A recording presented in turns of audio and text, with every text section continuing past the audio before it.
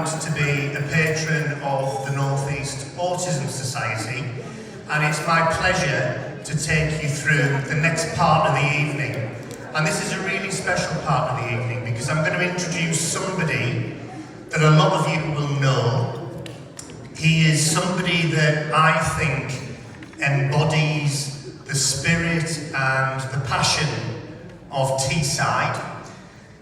He worked in the shipyards on Teesside as a young man, but he had a passion for painting, and he went to London to study art, and now his paintings are on sale all over the world.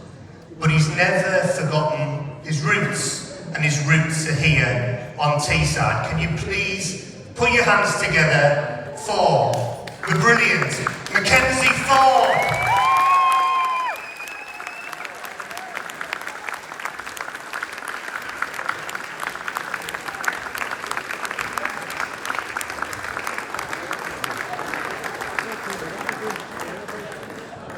How are you doing?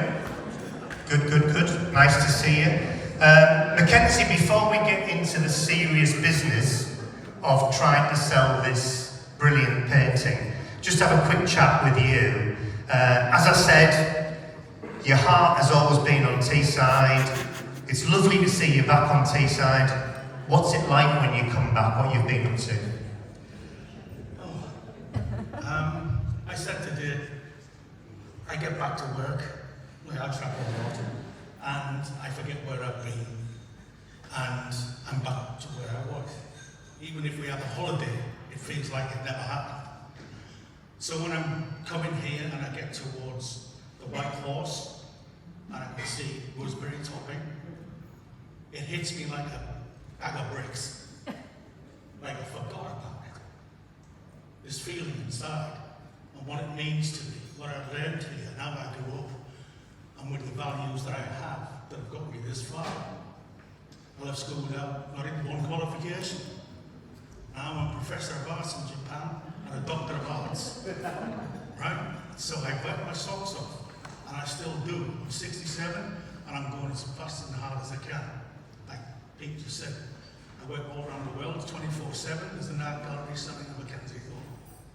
So it's a big job. I have 10 staff, and we work like hell. And I wouldn't have that, I think, if it didn't come from here. So that's why.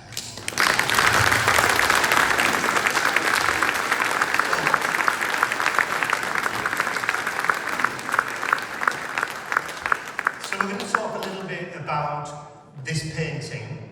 Now, this painting has been produced by you for the two charities that are benefiting from Jim's evening this evening, two brilliant charities, wonderful charities. Now, there's a bit of a story behind this painting, isn't there? So, do you want to just tell us how this came about? Because you did one earlier than this, but then something went a bit kind of wrong. So just tell us about what happened. Right.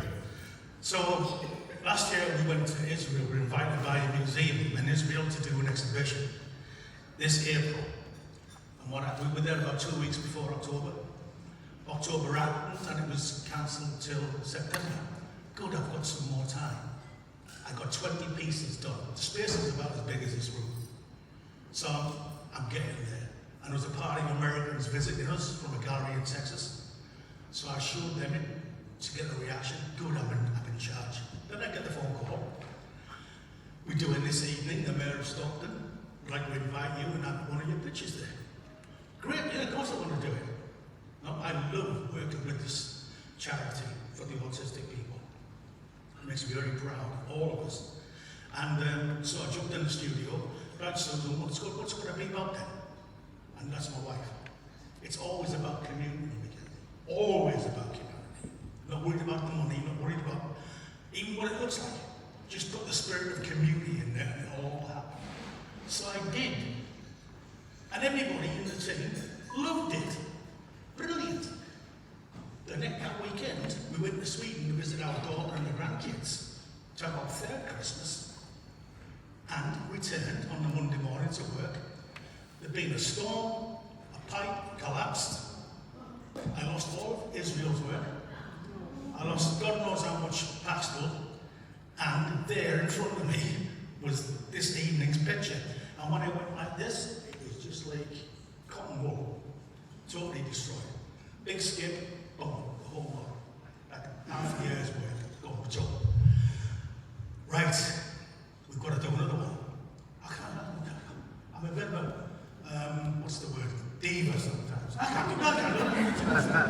I've got to get over this. This is like this. Stop being a bloody artist. Get to work.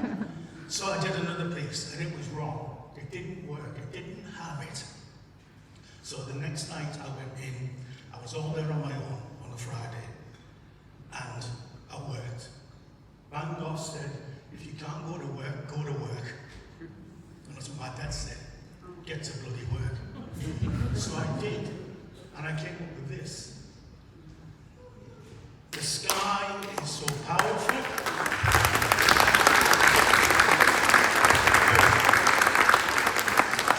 Before you start talking about the painting, can you just be careful because you're waving your arms around? And I'm having a nightmare that painting's going to go flying, and then, yeah, so we've already lost one, we don't want to lose two. So just start, I'll come over here. If you could just explain what the painting's called, what was going through your mind when you produced the painting, yeah?